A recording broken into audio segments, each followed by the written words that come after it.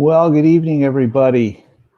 Good to have you with us tonight for our third edition of Thursday Night Live. Some of you may have been looking for us last week. That was a fifth Thursday of the month, and that just gets confusing. Great to have you with us. Just want to remind you, if you're not able to check us out live on the Thursday night, these episodes are saved on the Facebook and YouTube channels of Sandwich Baptist Church, as well as my own personal social media channels. So if you miss an episode, you can always go and watch it on one of those types of channels, and you'll be able to enjoy those interviews. Just a reminder, this is a program designed to offer us a little bit of hope and help. It's conversational style. I've got some friends that I've known over the years and new people that I'm meeting that I'm just excited to be able to introduce to you. Tonight, I'm excited to introduce you to Lorrie Wasyliw. Lorrie has been someone I admired from a distance in our denomination of churches, and then got to know her quite well in the last 10 years or so. And Lorrie was a part of our church plant in Langley when we were over in Langley, and became a good friend and a good partner of ministry. But I'm excited to have her join us. She is someone who has spent her entire life advocating on behalf of others. She cares deeply for others and how they journey through life. So I'm going to welcome Lorrie and see if I can do this. Add to stream. There she is. Hi. Lorrie. Great to have you here. Nice to see you. Got all the technical stuff figured out, so you're there. You can hear me. Can you hear me? Absolutely. Great. Super. Yeah. So Lorrie, as I said, we spent a bunch of time together in Langley working our church plant. You still live in Langley? Yes. Yeah. In Willoughby. Yep. Same house. Awesome. Yeah. Now, I said that you've always been someone who's advocated on behalf of others. What do you do, Lorrie? How do you spend your days? Well, my day job is I am the executive director of Wings, which is a transition house society that we now have 6 sites where we provide shelter and support to women and children who are fleeing domestic violence, as well as about 4 or 5 other programs that are not residential in nature. That's everything from emergency services to affordable housing to supportive programming and everything in between. So on any given day, we're probably looking after or serving probably 70 to 100 people every day. Yeah. It's a God story. It's an awesome God ministry is what it is. Yeah. Yeah. And it's in the 3 years I've been back here, it's obviously grown because there wasn't 6 sites 3 years ago. Yeah. Yeah. Wow. We are now doing stuff in New Westminster and Delta and bunch of things. Yeah. It's good. So you're keeping busy. Yes. I also am involved on the Baptist Housing board. So I am the chair of the Baptist Housing Board, which is a wonderful God ministry that looks after seniors in our province. Yeah. Got a number of facilities here in the Victoria region that are helping people. Yeah. Yes. Now, I also remember, and I don't know if this has gone anywhere, you were starting to have some conversations within New Westminster regarding homeless issues. Have you been able to do any more on that, or is that on the back? No, still involved with the Homelessness Coalition and looking after our folks on the street and trying to help them through this COVID era. So, yeah, that's just a coalition of a bunch of different service organizations and individuals who really care and want to make a difference. So, yes, still involved in that as well. Yeah. Wow. So there are other Lorrie Wasyliws out there who care for people who have been kind of pushed to the side at times, eh? Yeah. Very much. So, I'm kind of curious, how did this all develop? How did this advocacy, this looking to others who have been maybe treated unfairly, how did this develop, this heart? I think I've always had this heart. I was a pastor's wife for, almost 20 years. And I think that's where it really starts developing, because it's your whole focus as a stay-at-home mom, looking after kids, being a pastor's wife, and just focusing on caring for people. But for me, I'm not really, I know this might come as a surprise to you, Lindsay, but I'm never really considered myself to be a brave person. Huh. And I just consider myself to try to be an obedient person. So Okay. when God, calls you to do something or asks you to do something, I need to make sure that I'm going to say yes to that. And that's kind of where all of this starts, is God brings something along and shares that with me and tells me what he wants me to do, and everything in me screams no. And there's that weak little voice that says yes. It's the obedience thing. Yeah. Wow. Well, that feels like we should pursue that a little bit. We'll maybe get to that later. Curious, COVID has hit us all and has affected us in different ways. What has COVID sort of done to Lorrie's life? Well, our Wings is an essential service, so we never closed down. So we've continued to be operating 24/7 and serving all the people we're serving, and the rotating door of people who come through. So incredibly large challenge to manage safety for everybody.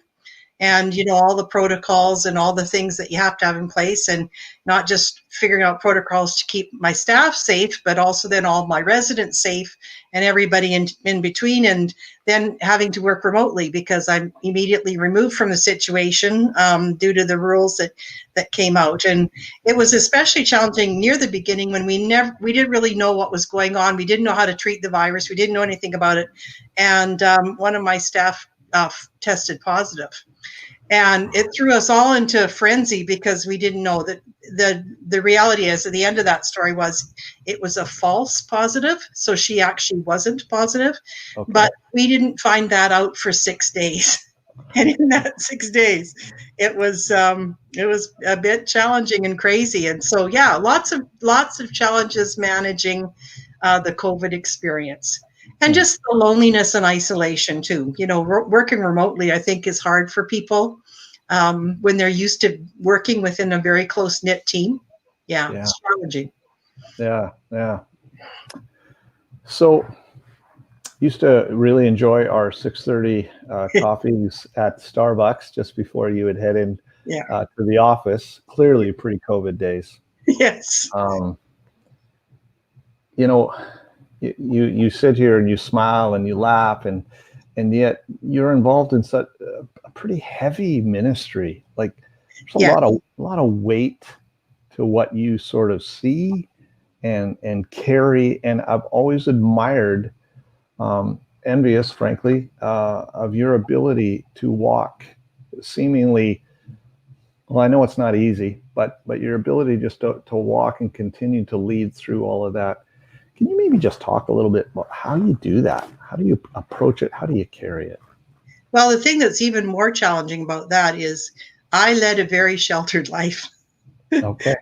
Grew up in a very conservative home, no crime, no real hugely dysfunctional things going on around. Didn't really get exposed to the dark side of the world and the issues, the real issues that face people in the world today. So I never experienced any of that. I was very sheltered in my life. And so to plunge into the world of domestic violence, which is what that is, was a shock. And to start hearing stories of what people actually do to other people was just horrifying to me. And I have to, be honest, to confess, boy, it took the stuffing right out of me on a number of days. And you have to develop a little bit of a barrier for yourself so that it doesn't rob your soul and, strip you dry, suck you dry all the time. So learning how to the secret for me really was bringing God into that. So making sure that I always was listening to the right voice. So realizing, am I going to listen to that voice that says, this is hopeless. There's no future for any of these people, versus the voice of Scripture, God's voice, which says, I am in charge. I've got this. I know what I'm doing. I am at work. And I think for me, the thing that brought it down was just seeing how, where even though it's bleak and there's some really horrible things, if you just sit and ponder and look at that, you actually can see God at work. And there's so many things where it's this little thing here and it's that little thing over there and it's this little thing here, and you realize God's very present. And it's actually interesting, Lindsay, that I've seen God more do things right in front of me in my time at Wings than I ever did as a pastor's wife. Wow. You used a word that you said you need to be able to live with a bit of a barrier so that it doesn't strip you dry. Can you elaborate just a little bit more on that? Because sometimes you might hear that and people go, oh, you're creating a barrier. You're cold and insensitive to what is going on. Yeah. And I think what I'm saying there is if you invest your entire self into one person or one family, then there's nothing left for anybody else, including yourself and your own personal life. So you have to figure out how you can agree with God that you're not God. Okay.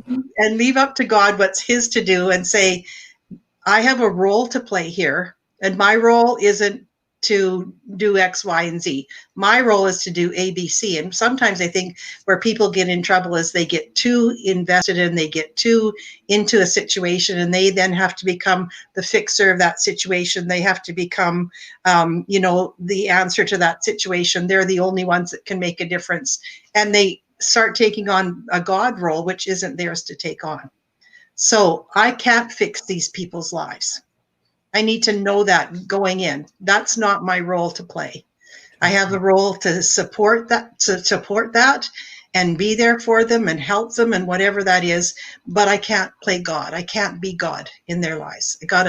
And when we try to do that, I think, and you find that in everybody's situation, in my kid's life, in my husband's life, it doesn't never work to play God, does it? Oh, Dennis, are you listening? Lorrie's No, not going to play God in your life. Oh, that's wonderful. He's watching the election results still.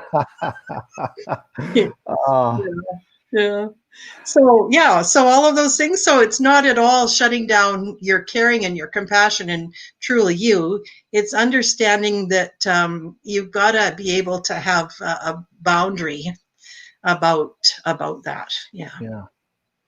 Or you won't make it. You'll burn out. You'll just hit a wall. You won't make it. Yeah.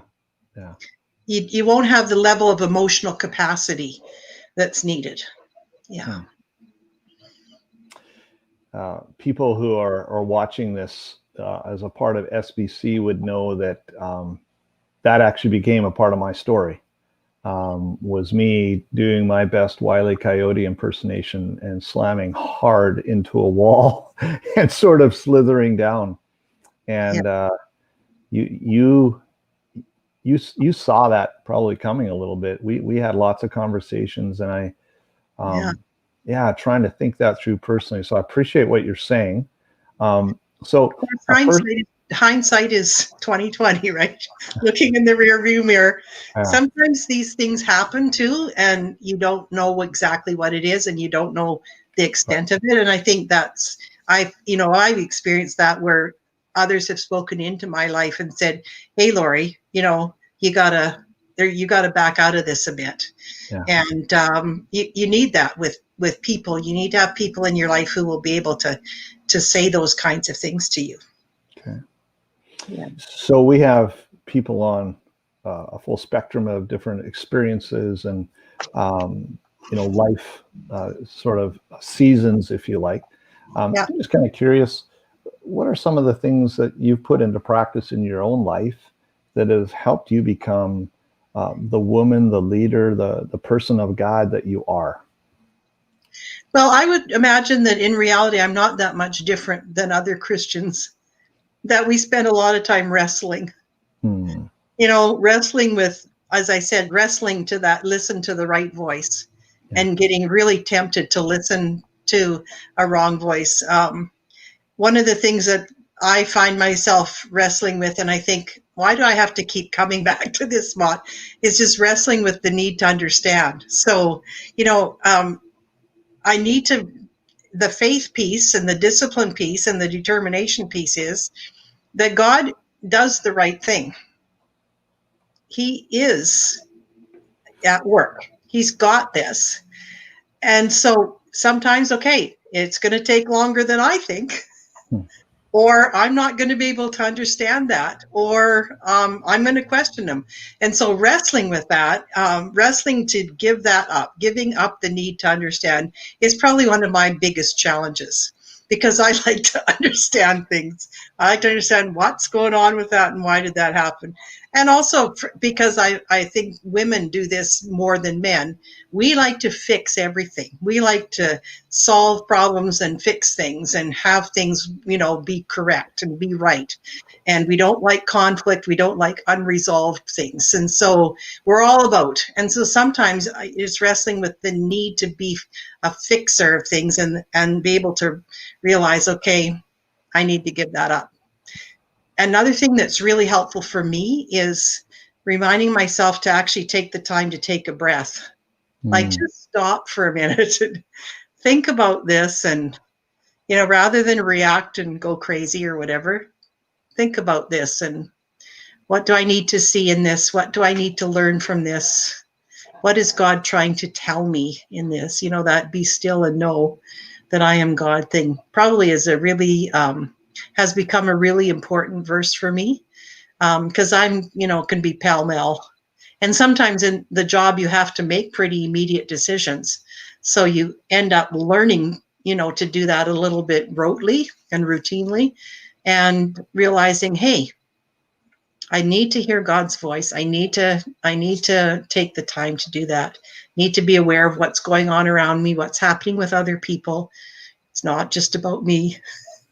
All of those kinds of things, figuring that out. But I think the biggest one is always double checking, who am I listening to in my head? Yeah. Who am I listening to? And is it the truth? Is it God? Is it God's word? That's the biggest thing. If I can start there every day with that in mind and keep that kind of at the back of my mind, that's what gets me through some of the tough stuff. And that's my choice. I have that choice to make. So I can choose to do a day without that, and those days never go well. Those days just don't go well. So I have a choice. I've got to make that choice. It's a choice of this discipline and determination, but it's a choice that I face. And I think it's a choice everybody faces. What are you going to do? Okay, so you talk about being still and knowing that he is God, getting yourself sort of centered on that. But then that sounded to me like a knot in the middle of sort of the fray moment. But then you also talked about there needs to be some be still and know that he is God stuff in the midst of the fray. Sometimes, yeah. Yeah. It's just a learned thing over time, or are there any little tricks that you do? No, it's just discipline. It's just discipline. I'm from Alberta, born and raised in Alberta. And I've always thought that Albertans had a mind of their own. And I've met a lot of very strong-willed Albertans, and I think I'm one of them. I think I'm stubborn, and fairly strong-willed, and I'm all of those things. So it's discipline. It's discipline to obey. You mentioned that you have some people who at times have maybe said, "Hey, Lorrie, watch it." Are these random people? Are these a specific set of people you've kind of tapped on the shoulder? It's probably both. It's probably both. Yeah. And part of that is just being transparent to be able to for people to know that the day I come across to people as being perfect is the day I need to exit the scene. So when you're transparent and you say, I haven't got this covered, I haven't got this, I need to be told. I can be very subjective about myself. I need people's objectivity to speak into that. And and I think when you're transparent and you're open, people might venture out and maybe tell you one thing. And if you're receptive to that, then it might give them the ability to become more open with saying something to you because they know that it's safe to actually say something to you. Yeah. And I live for that. I love that because I need that. I need that. Yeah. You It's used just to. not so great when it comes from my oldest child. Hmm. When your children tell you, "Hey, you got an issue," that's the hardest person to hear that from. Is it the same way for you, Lindsay? It's hard to hear those comments from your kids, right? Yeah, and some of them will be watching this at some point, and I would say, yeah, it's not always easy, but they do know me well. It's good. Oh yeah, Yeah, because they do have an inside track. It's just rah, rah. yeah. Yeah. Apparently, I have a look, and I've been told this by my kids. The staff here tell me this. I don't think I have a look, but apparently there's something I do, and I need to stop that because it's sending the wrong message that I don't want to hear anything. And there's so many things. I want to get back to something you said earlier. You said you have a choice. Now, you are in both a career, but just as a person, as I said earlier, you advocate for people who have faced some really difficult stuff and are victims of some horrific things. They have a choice at some point, or they're victims, but they also have a choice. How, as they move forward, how do you try to articulate that? I realize you may not be as hands-on as you once were, but boy, that's a tough thing. It is a tough thing, but there's really two types of choices. So I think, you obviously have a choice of what you decide to do in terms of actual, physical decision, if I need to do this or I need to do that. So a choice regarding actions. But you also have a choice about what's going on in your head. So even if you're in a really bad situation, you have a choice of what you're going to be and who you're going to be in that situation. So are you going to make a choice to get mired in depression and self-loathing and second guessing yourself? And, are you going to get mired in negativity and whatever? Or are you going to choose to stay hopeful and choose to focus on positive things? And so that's kind of more what I think, even if you're stuck in a really bad situation and there might not be the choice for you to do something actually right on the spot about the situation you're in, you still have a choice of what's going on up here. And I think the illustration I would use for that is we take in a lot of multicultural women who come from other cultures in the world. And I am always so humbled by those women in particular, for the most part, because even in the midst of horrible things that have happened to them, which would just slay me and slay most of the people I know if that happened to me personally, they have a courage and a bravery and a determination, and they don't complain and they don't grumble and they don't whine and they don't all of those things. They've just kind of accepted that is that, but they're not stuck there. They want to try to move on and work towards a better life. And I look at them and I've learned so much from them, Lindsay, about how easy it seems to be for me and for people that I know to get stuck in that. And that's the choice. That's the choice, is what's in here and how you're going to be inside, what you're going to choose to be inside yourself. Hmm. Even if you live in a doghouse or a mansion, And Yeah. don't they say too that you go to cultures and you go to places where people have little to nothing, very little to live on. They don't know where their next day's meal's coming through. And yet some of those people are some of the happiest people in the world. And you think, what is that? And what that is that's a choice to be a certain way within yourself. So someone comes to you or your organization who has faced obviously some horrific experience, the abuse that can be shown or acted out in so many different ways. And you recognize in them that they've made the hard choice to reach out to you, but there still obviously needs to be some work on that daily choice. What are maybe some of the things, practices, or I don't know, books or anything that you sort of try to help them with to transform their brain, their thought Yeah. process? I think it's developing the belief that they actually have capacity to some regards. So when I say that, for a lot of these gals who come to us, they have become to believe, because of what's been done to them or what's been said to them, that they're useless, that they can't do anything, that they'll never amount to anything, that nobody will ever care about them, that they're basically trash at the doorstep. And so to be able to develop in them the capacity that, hey, you do have the ability to learn and grow and do things.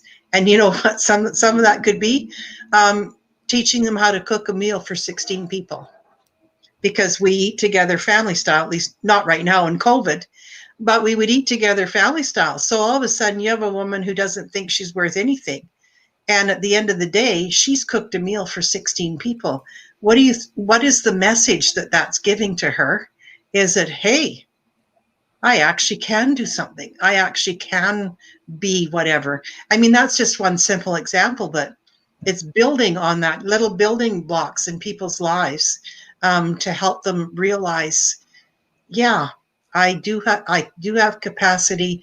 I can actually make decisions for myself, learn things, grow things, gain information, and get back on my feet.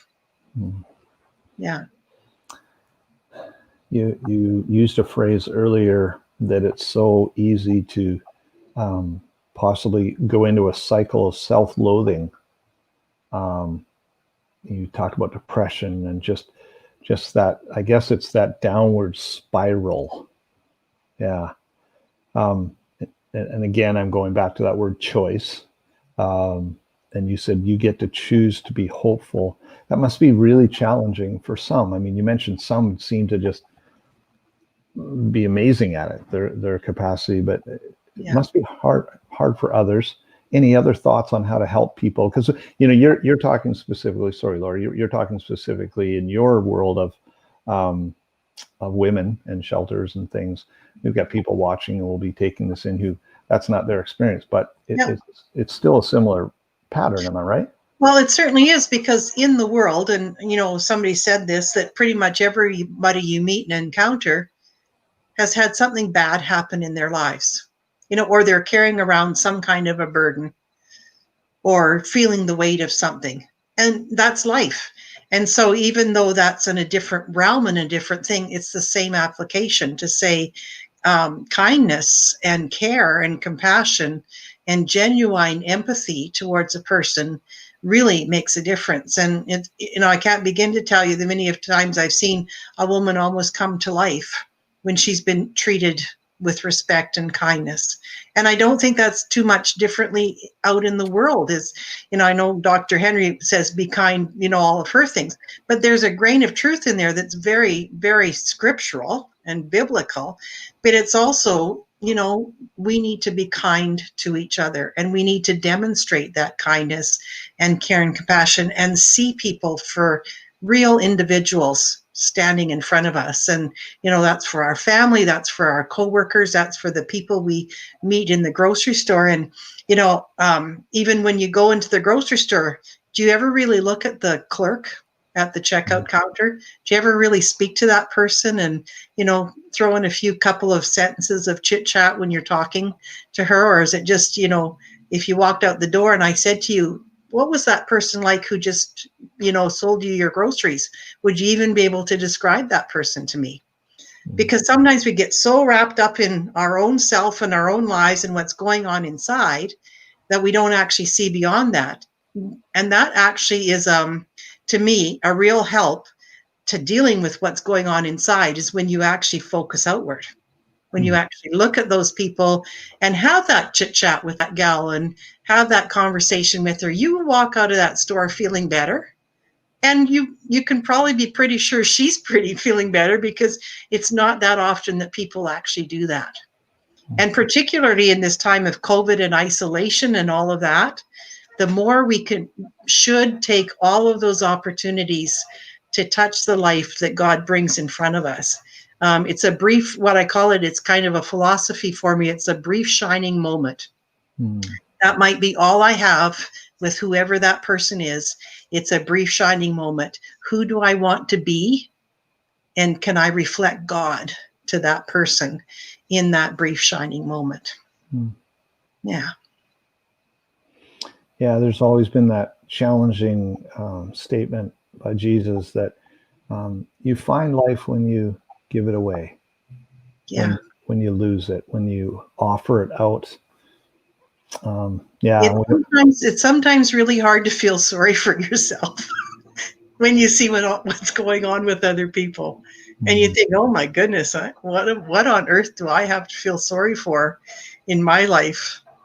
And it's humbling, very, very humbling. Yeah. Yeah. You talked about I've been taking notes, Lorrie. Talk about you need to learn to listen to the right voice. And in that sentence, you then said there's a wrestle that you're always going on with this need to understand or not. And your challenge is to go, I don't need to understand everything, but I need to be present. I sensed you were kind of saying I need to be present in this and see what God wants me to do.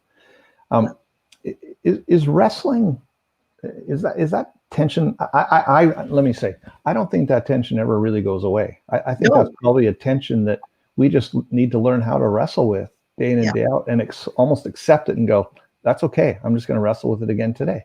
Yeah. Yeah. But you always know what the outcome is. Well, sure. Yeah. But yeah, I think that's part of being human beings, right? Yeah. Yeah. Yeah. You know, people have asked me how I'm doing. And I've decided to use a phrase, and I don't know if you would agree with it or not, but as I told you, I'm doing great right now. But you know what? I'm in recovery. I'm just every day. I'm just getting up and I'm putting into practice the things that are going to help me trust God and live in His hope every day. Yeah. And some days aren't great. You know, some days are fantastic. Frankly, today wasn't a real good day for me. But I was looking forward to seeing you and hearing things. But there are times where that bad day could really tip me back. But I'm learning to, I guess what I heard you say, live with the wrestle and that it's okay. Yeah. And realize that you can be doing really good 1 minute and all of a sudden you're not. And it just makes you realize how vulnerable we are as people. And how fragile we actually are as people, and how much we need God. Yeah. I mean, that's just a constant thing. You think, oh, I've got this, you know. Oh, no, you don't. No, you don't. And God needs to remind you about that. And He does.